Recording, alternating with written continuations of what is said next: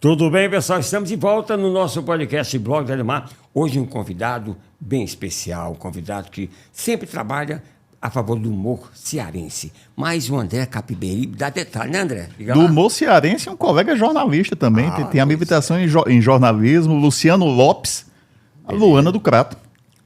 Luciano Lopes, Luana do Crato. Como é que foi essa história? Conta pra gente. Cara, quando eu morava no Crato, a Luana já existia, né? A gente fazia alguns trabalhos lá no teatro.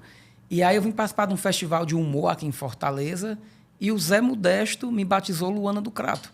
Esse festival foi na época do Shopee, Shopee, Shopee? Esse festival foi no Shopping Avenida. Ah, fazer festivais. Eu participei de um jurado, eu era do júri do Bad do Humor, que virou a Damastor Pitaco. Pois é. Isso. E você já estava participando nessa época? Isso, eu estava participando do festival, fiquei em 4º lugar. Só que, assim, o Paulo se apaixonou, né, pela Luana do Crato, o Ariosaldo da Shopping Pizza também gostou muito da Luana. Isso foi em 99.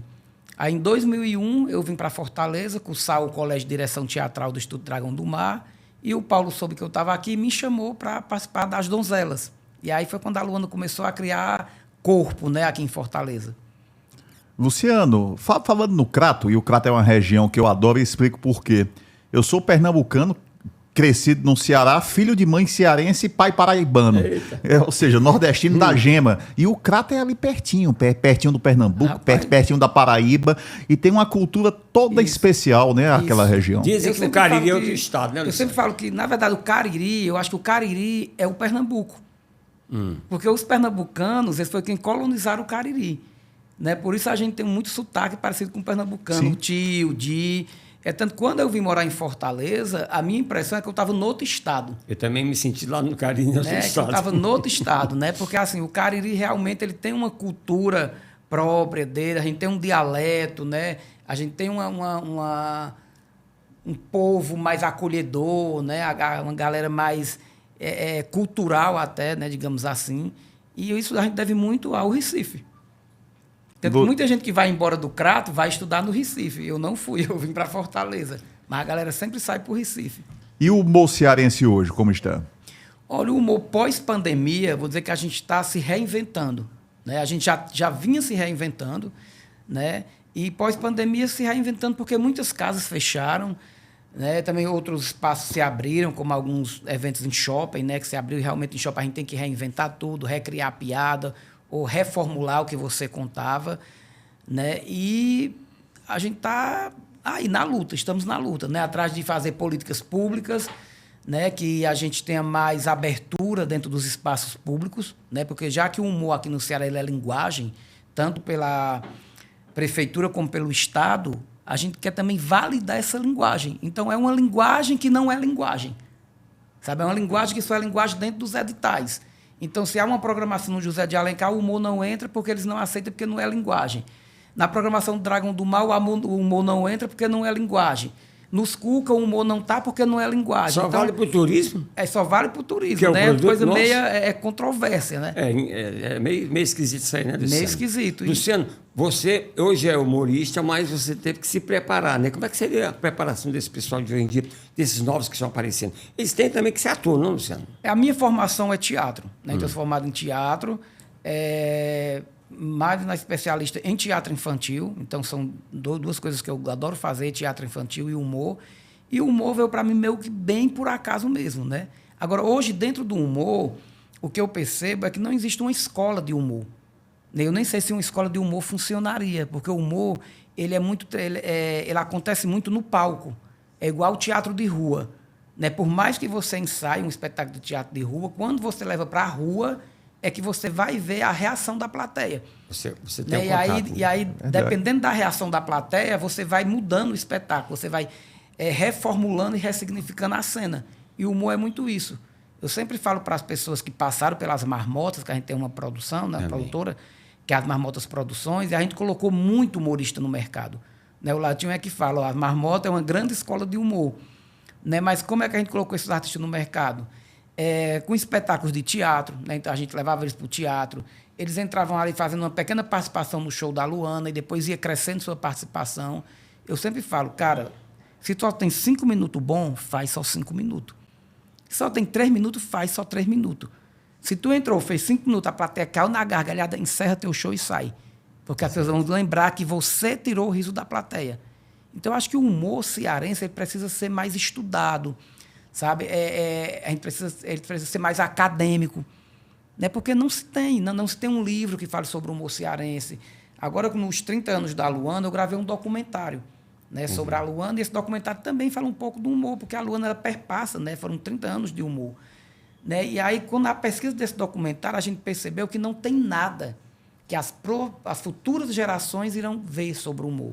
Por exemplo, a gente perdeu o Paulo. Notícia de jornal, curta de show e pronto. A gente perdeu o Paulo, o Augusto deixou de fazer o show, a Escolástica deixou de fazer show, a Romeirinha não faz mais show, a Sebastiana... O Bené Barbosa também não vai fazer mais show, parece também, né? O Bené? Barbosa também dizendo que também não vai fazer. Mas ele vai ficar aí, tomara que fique por muito tempo ainda.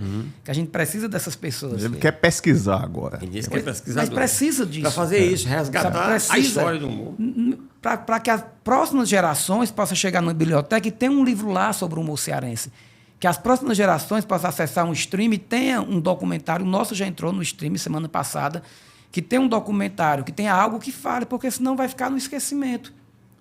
Nós somos da mesma geração, e você citou aí grandes artistas, como o querido Paulinho Diógenes, um amigo que infelizmente nos deixou tão prematuramente, Escolástica, Rocicléia. Eu cresci com essa geração, e a sensação que eu tenho é que não tivemos renovação depois dessa geração. É uma sensação errada ou é mais ou menos por aí? Assim, eu sou muito observador, e como eu venho do teatro, a gente é muito, às vezes, até didático, né, também com as coisas. Então, assim, na minha opinião, sabe, eu divido o humor em algumas gerações. Né? A primeira geração, que é o Paulo, Rosicléia, Escolástica, Adamastor, Meirinha. Né? Então, tem essa geração que eu até falo assim, gente, esse movimento do humor é igual o movimento que aconteceu da Bossa Nova, né? Da Tropicália. Né? Ele é um movimento, né? E aí teve a primeira galera que começou esse movimento do humor. Depois veio uma segunda geração, né? Que eu acho que eu estou inserido nessa segunda geração. A Camurupim, né? A Luana, a Aurineide, a Frouxilda Fofolete. Mastrogilda. Acho que a Mastrogilda já seria de uma terceira. Terceira, né? Terceira já. É de uma terceira geração. Esqueceu o Ciro Santos, né? O Ciro na primeira geração. Exato. Eu acho que a Mastrogilda ela já vem numa terceira geração. Né? A Mastrogilda, a Titela. Deixa eu ver aqui mais. Aí vem, depois, noutra geração, a Damiana. Mas aí o que é que acontece no humor? Como não há uma formação, então também não há uma renovação. As pessoas chegam copiando o que já estava no mercado. E, às vezes, copiando muito ruim. Entendi. Né? Porque, assim, quando a cópia é melhor do que a original, ok. Né? Tem gente que conta piada que outro humorista já conta e conta bem melhor do que o humorista contava. Mas tem galera que não conta, as galera têm preguiça. Porque o humor, ele é uma arte que ele te dá um recurso em curto prazo. Então, você vai fazer teatro, você passa 3, 4 meses ensaiando um espetáculo. Ator, né? Ensaiando, não é? Depois que você ensaia, você vai para um teatro, e aí você espera aquela bilheteria, dá certo ou não. Aí você vai escrever no edital, espera aquele edital te aprovar ou não para você ganhar algum dinheiro. Então, você planta e depois colhe. No humor não existe esse plantar. Você vai para um show de humor, a família falou que tu é engraçado, tu rouba 3 piadas de um, 3 piadas do outro, 3 piadas do outro, vai para o palco, porque hoje existe uma prostituição muito grande do humor, vai para uma casa de show, a casa te paga 80 conto, sabe? É isso? E tu vai contar a piada que outro humorista conta, entendeu? E já está numa casa, né? Já está numa casa ali fazendo um show igual aqueles que ralaram, né? Para mim conseguir fazer um show só, primeiro eu fui fazer parte do show do Paulo Diógenes. Eu fazia 5 minutos, 10 minutos ali no Shopping Pizza, né? E como eu venho do teatro, eu não tinha a técnica do humor. Então, se eu contasse uma piada, a galera ria, eu esquecia a próxima. Porque você não sabe quando vem a risada do humor. Né? No teatro, você ensaia, então você diz, nesse momento aqui vai vir uma risada. Esse momento aqui vai vir uma risada. Mas no humor, não. Às vezes você conta uma coisa que você acha que não vai dar certo e dá certo. E conta uma coisa que você está esperando que vai dar certo e não dá certo. E o Paulo dizia, olhe no olho da pessoa. No teatro, você não olha no olho. No teatro tem a quarta parede. Né? Você nunca olha no olho do espectador no teatro. E no humor, você tem que olhar no olho e falar e rir, a pessoa rir, você olhar no olho da pessoa. E eu aprendi isso com o Paulo, mas aprendi como? Aprendi no palco. né, no palco e tendo alguém como mestre, alguém como instrutor, como professor, como facilitador que me dizia, não faz isso, não faz aquilo, não faz isso. Eu lembro que a primeira vez que o Paulo me chamou para fazer o espetáculo das donzelas, e no teatro a gente tem uma maquiagem coletiva, então é uma maquiagem que todo grupo usa. E aí eu cheguei lá no teatro, o Paulo com a caixa dele de maquiagem, né, se maquiando, aí eu peguei a maquiagem, me maquiei e notei o Paulo olhando para mim meio assim, aí eu, tranquilo, aí fiz o show. Aí no outro dia eu cheguei, o Paulo abriu a maquiagem dele e aí ele, pá! Cadê a sua maquiagem? Aí eu, não, aqui cada um tem o seu material. A maquiagem é o seu material de trabalho. Amanhã, se você não trouxer a sua maquiagem, você não sobe no palco. Aí no outro dia eu cheguei em casa, peguei o que eu tinha lá, maquiagem de teatro do meu grupo, separei a minha da Luana, né? E hoje eu tenho a minha maquiagem da Luana. O pessoal do meu grupo de teatro, hoje cada um tem a sua maquiagem. Cada maquiagem é um personagem, né? Cada maquiagem é um personagem. E o personagem tem vida própria. E isso eu aprendi no humor. Porque o humor ele se profissionalizou por conta própria, ele foi se profissionalizando. Então, hoje você liga para um humorista, no meu caso, vou me citar como exemplo, eu fecho um contrato antes de fazer qualquer show, eu recebo 50% antes de fazer qualquer show. E no teatro, não. A gente ia, se apresentava, o pessoal, eu pago depois, eu não, nem pagava, entendeu? E aí não dá, né? Aí realmente não dá. Luane, nacionalmente, tua inspiração, quem foi? No Crato, quando eu morava lá no Crato, eu tinha muito pouco acesso à TV, mas eu já fazia teatro, né, numa escola de teatro, e essa escola ela recebia jornal, Diário do Nordeste, o Povo, e eu comecei a colecionar a figura do Paulo. Eu não sabia quem era o Paulo. Eu vi aquela pessoa no jornal e eu, cara, que massa, eu comecei a cortar, guardar numa pasta. Então, minha grande inspiração no humor foi o Paulo e a Escolástica. E nacional, eu tive vários, a Velha Surda da Praça é Nossa, a Pureza, não sei se vocês lembram, quando a personagem da Praça é Nossa, lembra? Que ela dizia, pode falar o que quiser, que eu não sou bobeira, eu não abro mão, é da minha pureza. Então, eu vi aquelas personagens e dizia, cara, que bacana, eu quero fazer algo assim. E aí, quando eu vi a Dona Bela na escolinha do professor Raimundo, eu disse, cara, eu tenho que misturar isso. Então, se você for olhar a Luana, ela é um pouco da Dona Bela. Exato. Ela tem o sapato que a Escolástica usou na década de 90. A Escolástica usava um sapato tipo bonequinha. Então, ela tem esse sapato da Escolástica. Né? E aí, depois, claro, você se espelha nas pessoas, mas aí você tem que depois ir se aprimorando e se afastando daquela sua referência. Senão você vai ser uma cópia da referência. Exato. Esses meninos que fazem hoje, não sei se você considera humor, se é correto ou não, no Facebook, essas páginas no Facebook, nas mídias sociais, como é que você observa isso aí como observador? Tem muito humorista, né, que está nas redes sociais. Eles são muito bons nas redes sociais e muito bom no palco. Posso citar até o seu Sérgio e o Roberto Riso. Né? Mas tem aquelas pessoas que não são humoristas, que elas são digital influencer, que é essa nova profissão, né, que abriram agora. Cara, eu fico chateado quando eu vejo um digital influencer fazendo uma coisa lá e a grande mídia, né, coloca o humorista, fulano e tal. Cara, esse cara não é humorista. Esse cara é um cara digital influencer que faz humor na internet, que faz coisa engraçada na internet e tudo mais. Humorista não é. Mesma coisa você chamar político de palhaço, sabe? O palhaço é uma profissão tão séria, sabe? Depois eu estudei para ser palhaço. Sabe? É muito difícil. Você dizer, aqueles palhaços, pô, é sacanagem você, sabe? Você, né, colocar um político e um palhaço ali no mesmo, porque não é. O palhaço é uma profissão linda, maravilhosa. O político também, né? Quando ele faz um trabalho sério, é uma profissão linda e maravilhosa. O jornalismo também, né? Que tudo agora... o jornalista... Às vezes o cara nem é jornalista, mas o pessoal coloca lá que é jornalista.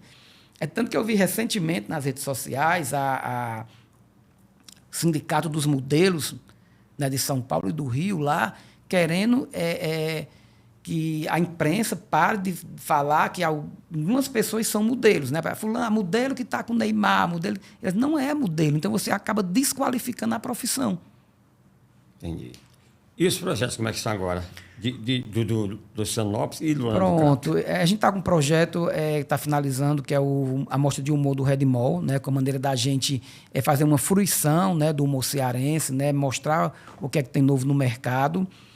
Teve o documentário da Luana, que está maravilhoso também, do Fran Paulo. Esse documentário, como é que foi o trabalho desse documentário e quando é que a gente vai ter acesso? O documentário está na plataforma já. Esqueci o nome da plataforma, eu vou lembrar. Está no stream, né? Está no stream já, na Foi plataforma. filmado aqui mesmo. Foi filmado aqui no Crato. É um documentário em que eu falo desde a minha saída do Crato até a chegada em Fortaleza e como foi essa minha vida dentro do humor. Então é um resgate, né? É um resgate. Aí tem depoimento do Paulo, tem um depoimento do Lailton, do Veia Cômica, né, dessa galera, porque o Veia Cômica e o Zebrinha, eles foram muito importantes dentro do movimento do humor cearense, porque foram eles que começaram a brigar por políticas públicas para o humor. Então, se hoje a gente tem um edital da prefeitura e um edital do Estado que contempla a linguagem do humor, esses dois caras foi quem estavam lá lutando, brigando para isso. E o Zebrinha tem um teatro chicanismo. Isso, o Zebrinha tem um teatro que também funciona no museu, né, do humor cearense, né, maravilhoso. E aí a gente está com o Festival do Red Mall e a gente está com planos, próximo ano, já estamos terminando o roteiro de gravar um filme, que é Marmotas, o filme, né, que é um filme que eu quero gravar só com humoristas. Rodado aqui. Rodado aqui. Você falou nessa sua preocupação de quando fecha um contrato, e essa parte burocrática é importante, de quando se fechar um contrato, 50% antecipado, Isso. acredito que os outros 50% no dia Antes do show. do evento, né?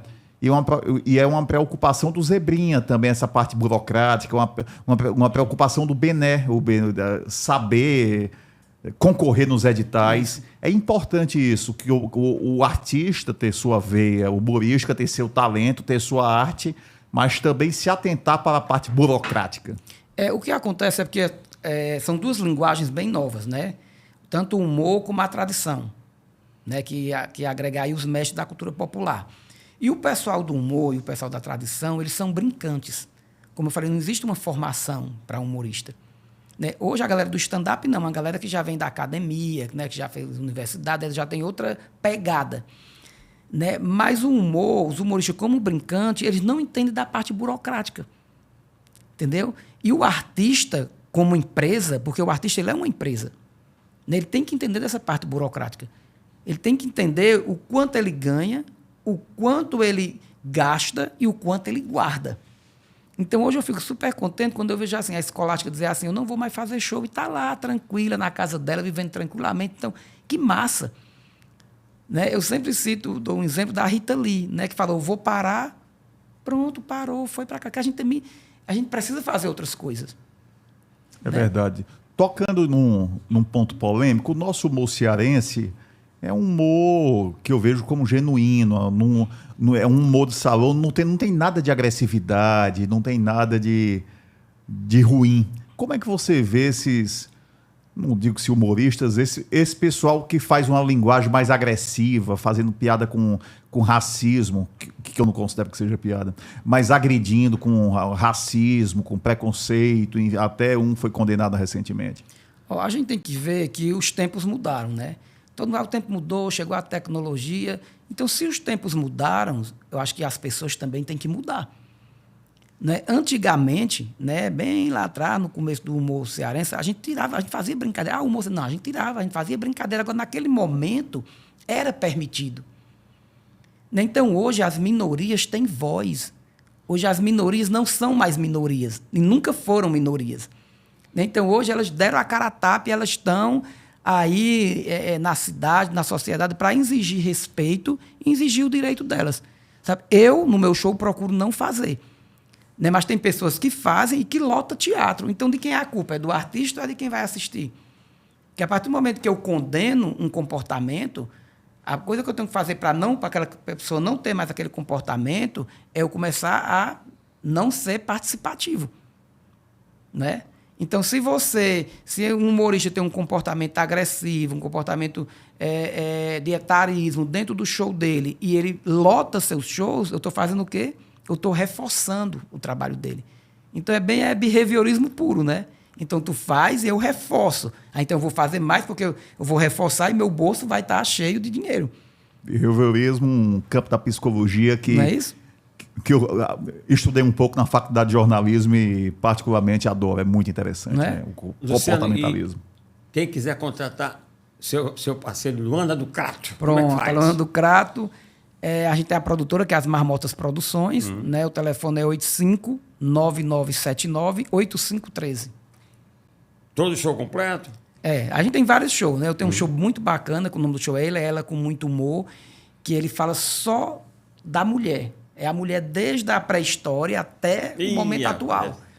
Né? Onde ela se torna dona de si, onde ela é a dona da história, ela também escreve a história dela. Apesar desse show, em muitas casas que eu fiz esse show, o pessoal, não quero esse show não, porque, sabe, é um show bem, não digo feminista não, mas é um show que eu trago a mulher como uma nova protagonista da história dela, né? E é bacana, porque o humor, ele não tem que só fazer rir, né? Por que não um humor reflexivo? Pensar. Né? Porque num humor que você vai assistir, você sorri, você, cara, realmente é verdade. É isso mesmo. Sabe, a gente pode mudar o nosso comportamento, a gente pode reorganizar a nossa vida. E eu aproveito e pergunto a você, dentro desse reorganizar, você serviria um cafezinho gostoso para quem hoje, o Luciano Lopes e a Luana do Crato, serviria um cafezinho para quem hoje? Um café hoje, cara, tem um cara que eu gosto muito dele, como pessoa, né, e como artista, que é o Lailtinho.